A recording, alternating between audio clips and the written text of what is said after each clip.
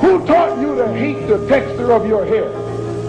Who taught you to hate the color of your skin to such extent that you bleach to get like the white man? Who taught you to hate the shape of your nose and the shape of your lips? Who taught you to hate yourself from the top of your head to the soles of your feet? Who taught you to hate your own kind? Who taught you to hate the race that you belong to? Don't let anybody make you think that God chose America as his divine messianic force to be a sort of policeman of the whole world. God has a way of standing before the nations with judgment, and it seems that I can hear God saying to America, you are too arrogant. If you don't change your ways, I will rise up and break the backbone of your power, and I'll place it in the hands of a nation that doesn't even know my name. Be still and know that I'm God.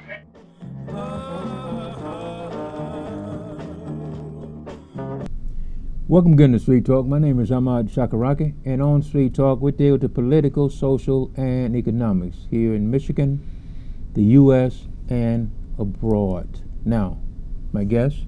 Charles Thomas. Dennis Burnside. Patrick Maynard. Patrick Maynard.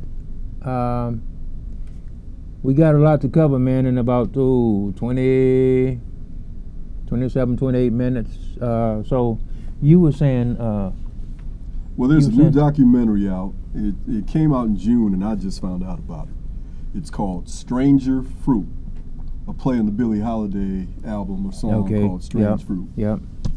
And it dives in a real investigative journalism about the murder of Michael Brown in Ferguson, Missouri, a couple of years ago. The cop who shot him, Darren Wilson, is an unmitigated murderer and liar. The documentary lays out the forensic information and brings out witnesses who were not called to trial and shows that, among other things, that Michael Brown was too many feet away from Darren Wilson to have been charging him A and B reaching for him as they alleged at trial. He was just too far away. And you could tell that from the blood splatter evidence. There's also evidence that was admitted at trial. That trial they called it a forensic anomaly. But there's a bullet hole next to where Michael Brown was laying, indicating that there was a shot, at least one shot, that came from directly over the young man's body. There's also information, I don't know if you guys remember, but Fox News made a big thing about this video that showed Mike Brown going into the store and arguing with the owners, and they said that was shoplifting. Yeah. Here's what happened. Some young cats were in the store at night. Michael Brown would take in his marijuana. They would roll it up into cigarillos using these cigar papers, and he'd come back and get them. That was his arrangement. Well, he came back the next day instead of the next night, and the regular owners were there. They didn't know anything about this deal, and that's the argument that commenced. That's what was shown all over Fox News and right-wing media as evidence that he was stealing and deserved whatever fate happened to him. They also brought out that there were multiple witnesses brought in by the prosecution who were not witnesses. They were frauds. They never saw it, they weren't there, and they admitted thereafter. There are other witnesses there who said they were compelled to change their testimony and they refused to, so they weren't called to trial. Kind of like Donald Trump in AMI does, where they'll have an agreement with someone who's being bought off, pay them for the story, and then never print it. Well, they brought these witnesses in, took their testimony under subpoena, and then never allowed them to speak at trial. They had other people again who were never there speak as witnesses at the trial to bring the not guilty verdict to Darren Wilson. And because of double jeopardy, this man's free for the rest of his life, but he's a murderer, there's no question about it. They also talked about the fact that all of the forensic evidence corroborates what the eyewitnesses said about no hands, hands up, don't shoot. They said that's exactly what happened. And I'll leave it with this. There's a young man who writes for the Washington Post who I like. Okay, his name is Jonathan Capehart. You guys may have seen I him. know Jonathan. Yeah. Jonathan Capehart needs to get down on his knees and apologize because he writes for the Washington Post, which is like having a worldwide megaphone. Right. He wrote a column at the time of the Ferguson trial and called the Hands Up, Don't Shoot movement a fraud and a fake because Michael Brown never did do that. Wow. And he was basing that on what the prosecution said with their phony witnesses. Right. We now know through this documentary that myriad witnesses saw, witnesses who were on the street, witnesses who were in homes, witnesses who were in cars, saw Mike Brown raise his hands and say, essentially, hands up, don't shoot, and was murdered by Darren Wilson. Darren Wilson had a long background of being a racist and violent. Yeah. And that was information was suppressed. So I want to encourage everyone, if you don't have Stars, if you do have Stars, it's going to play again on September 10th, I believe, at 5:20 in the morning. I'm DVRing it. And if you don't have it on Stars, go to YouTube and you can either buy it or rent it. And again, it's called Stranger Fruit. And it's a documentary about the murder of Mike Brown. So I would encourage the community to go out and watch this. All right. Not only Mike Brown, but we almost every week we're talking about somebody that's been killed by the police. Well, it's not an epidemic. It's business as usual since enslaved Africans were brought here. It's just that now technology is caught up with the lies. We now have abilities to act as witnesses worldwide for crimes that occur locally. Where before it was you go, even if you got to a trial, most of the time it never got that far. But it was the noble, full of integrity police officer against these hood types. And who are we gonna believe? Well, now we've got iPhones and Samsungs and everything else out here that can document what actually happens in these cases. And to your point, you see, I get sick of looking at them. I rarely look at them anymore because day after day you'll see some woman stomped by a cop. You'll see some man choked to death by a cop. You'll see some child running away, shot in the back by a cop who alleged before the video came out that he felt his life was in danger. So I think we have to get past the shock of this happening routinely and get to the cause of it is, and that is an attitude of white supremacy that says I have the right to do whatever I want to with your body, and there's nothing you can do about it. And I will lie, and I will cover up and prevaricate, because even if it goes to trial, the prosecution and the judge are going to be on our side, and certainly those 12 witnesses who we handpicked are going to be on our side. So we have to start calling it what it is. This isn't manslaughter. It's not homicide. It's not accident. It's murder. These are murder. These are extrajudicial murders. It's almost like they got two scales. They got a scale for white justice and they got a scale for black justice. Well, they've got two scales, maybe three scales, or maybe 1.5 scales, because they've got a justice for the common people. And when it comes to the common people, which black people are, you have cameras in there. You have recordings of the trial. You can pop popcorn and watch the whole thing. But then we had Manafort and Cohen, who stole $60 million just from tax receipts from the government. Cohen $20 million, Manafort $60 million. Not to mention the other felony convictions that occurred. And we can't watch that trial. We can't even get recordings of that trial. We get the transcript and some artistic renderings, and then we come to find out that the judge in the Manafort case was completely off the rails. Acting completely inappropriately. Ended up having to apologize. Gave the jurors inappropriate instructions. We can't see that because these are rich people. They deserve justice. We have to defer to them.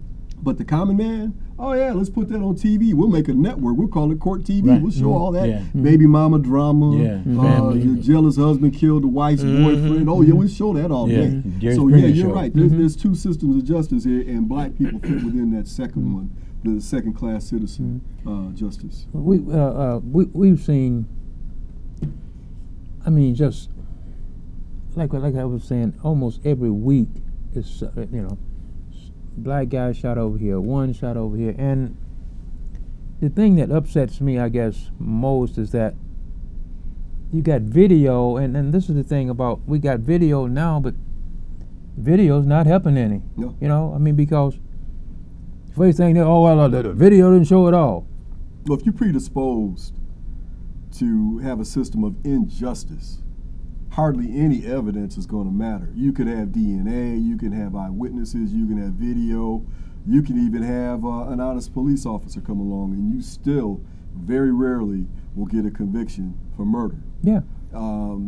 They'll plead it down to some type of, if there's a conviction, to some type of homicide where the cop is going to be free in a few years at most. And I think that was a case we saw in North Carolina from a few years ago, where a young man was running away. Yep.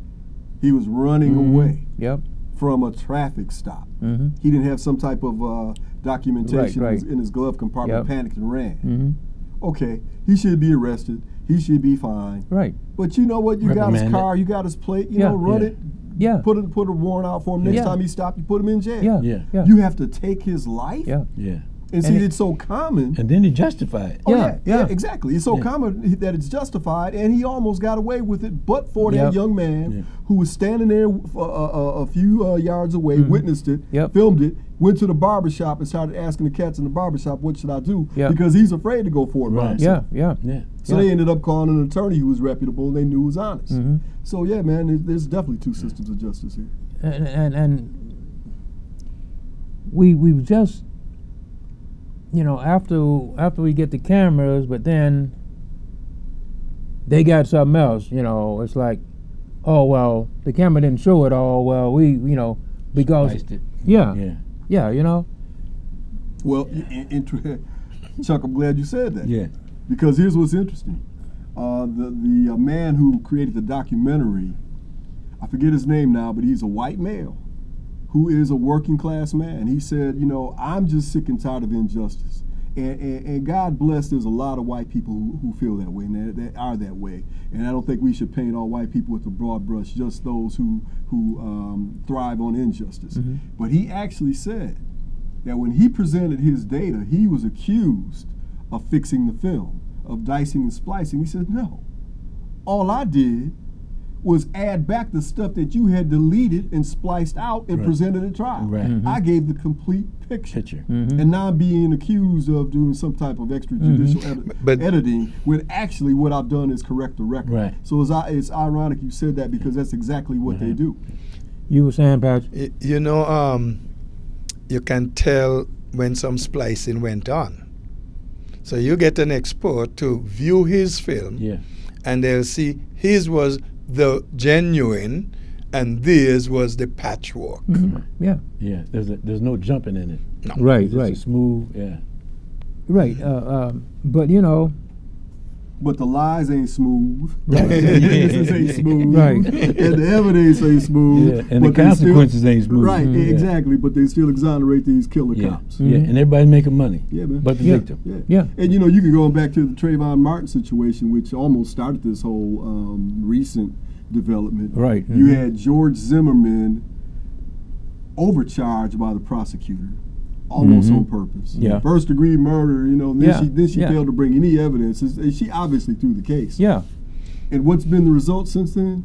You've had Zimmerman arrested multiple times for levying threats, going into bars, bumping into people, telling them, I'll kill you. Yeah. I know how to do this kind of thing. Yeah. Threatening women, pulling guns on women. Yeah. Just the guy is a menace, and he ought to be in jail right now. Yeah. But and he ain't really white. No. He's just somewhat white. Yeah.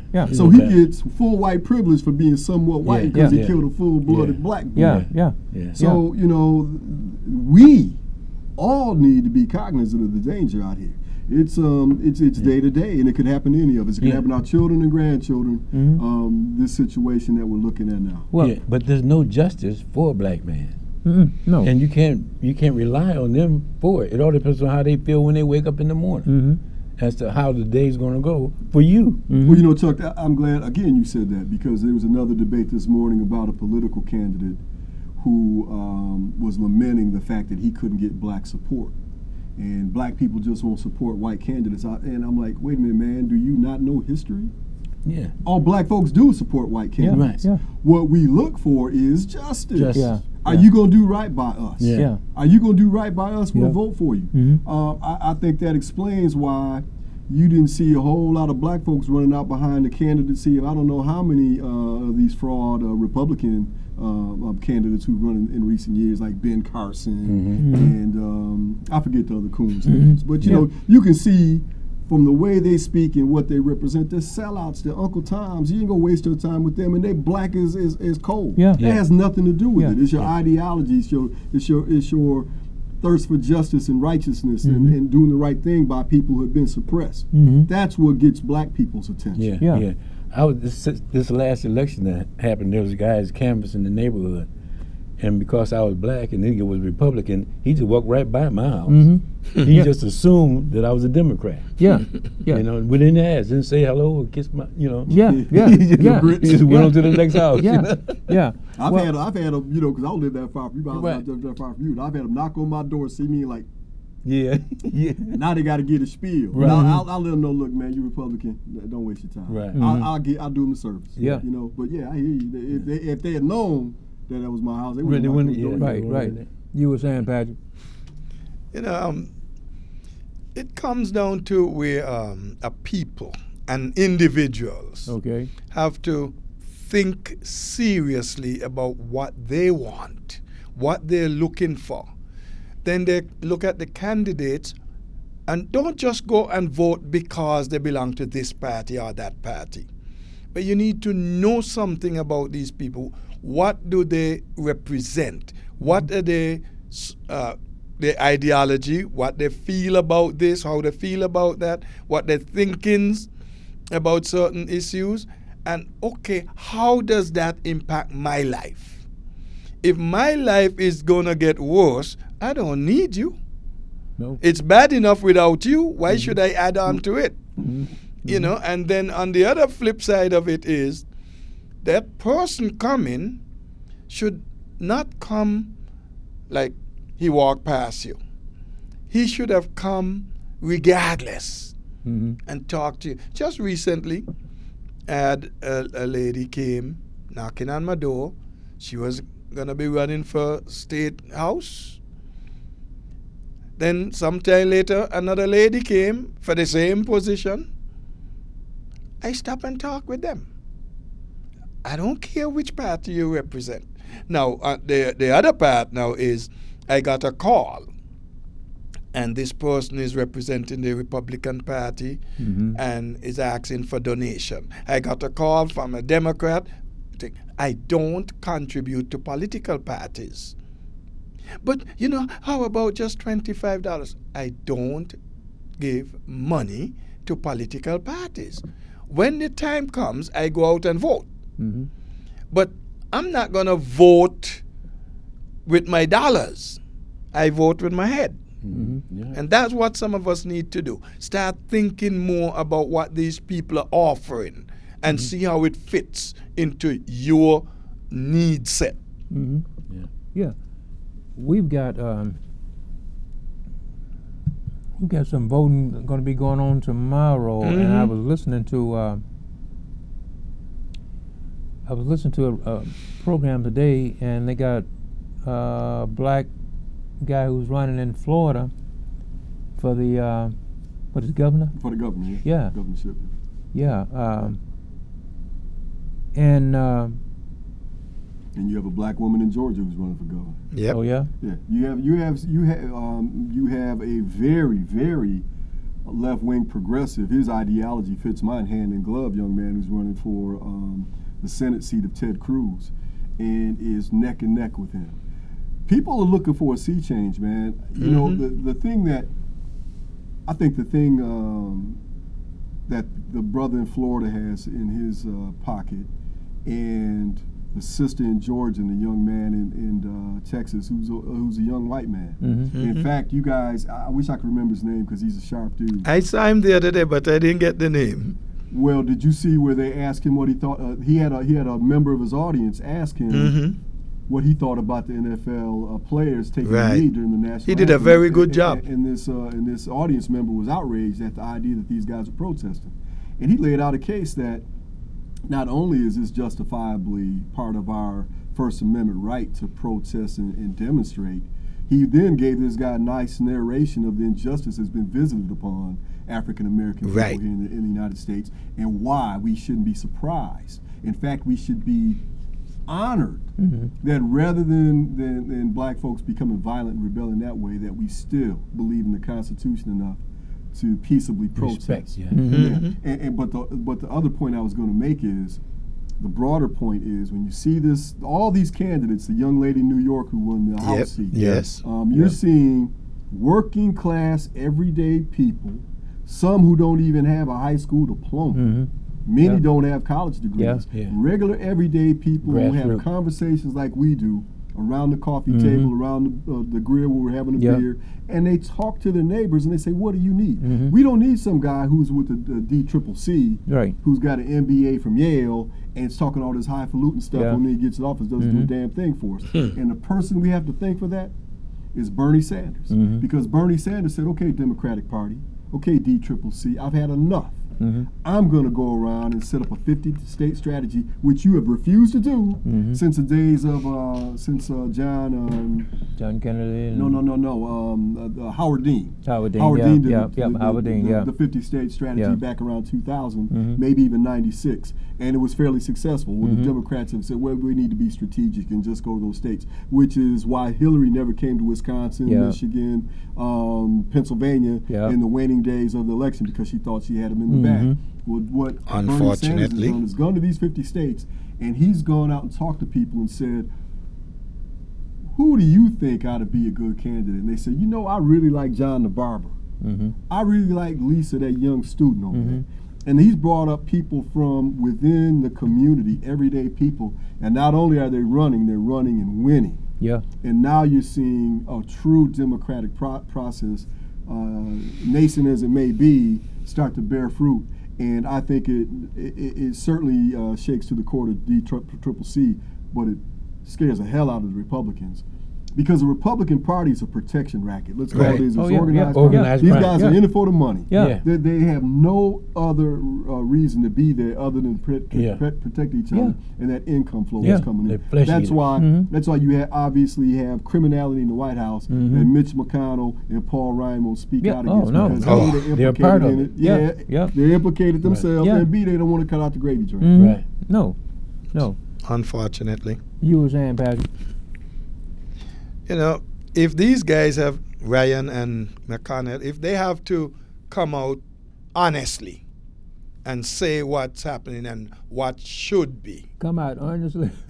Now you hear what to say, Yeah. if. Don't forget that That's was the flag. before. If they should do that, then you could say we are having progress, real progress on Capitol Hill. But you're not going to get this out of them. As a matter of fact, let me just show you.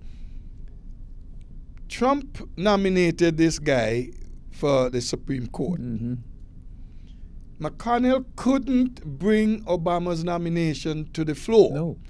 even though it was February Yeah. and the election was until November. Yeah. But here is a situation where it's just a few months, about half the time, but he's ready to bring him. Because they want him in there just in case, so that he can defend Trump and make sure no charges come against him. Not just in case. They know. You know. Scheme. Yeah, it's a scheme. Now, They- I said just in case, per adventure, the Democrat doesn't win. Because if the Republican holds the House and the Senate, nothing gonna happen. Well, I mean, if this guy gets, if he takes his seat before November, you know, We have a problem. we have Well, a they're problem. having the hearing September 4th, so it's maybe a week away, and they're doing their best to rush in his confirmation. Right. So and he's got a long history of writing, which is really what you judge any judicial candidate by, is not only their verdicts that rendered in Yep. front of them and how they ran the trials, but their legal writings. And But this you- guy has written that you cannot indict. Right. Not only can you not indict or subpoena sitting president, you can't even investigate. Right. Yeah. But if you notice, they can't commit a crime that they can be investigated Right. for. No. It's impossible. They could Above go the out in the law. middle Yeah. of Fifth Avenue and shoot somebody, Yeah. and nothing could happen. As Trump that's said. where he's coming from. Why do you think Trump selected him? Trump can't Right. even read subpoena. Right. Yeah.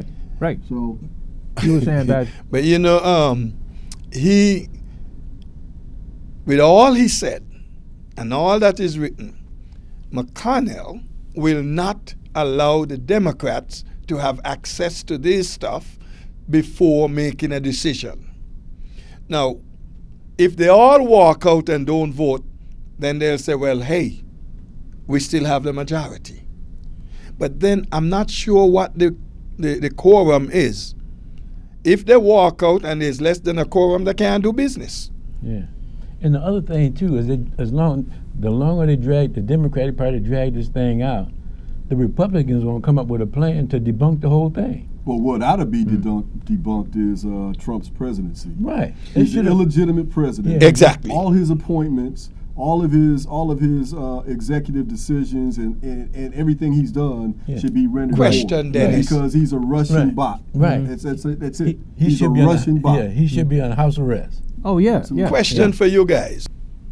Trump, as you said, is illegitimate. Mm-hmm. Shouldn't it be that his appointments are all illegitimate?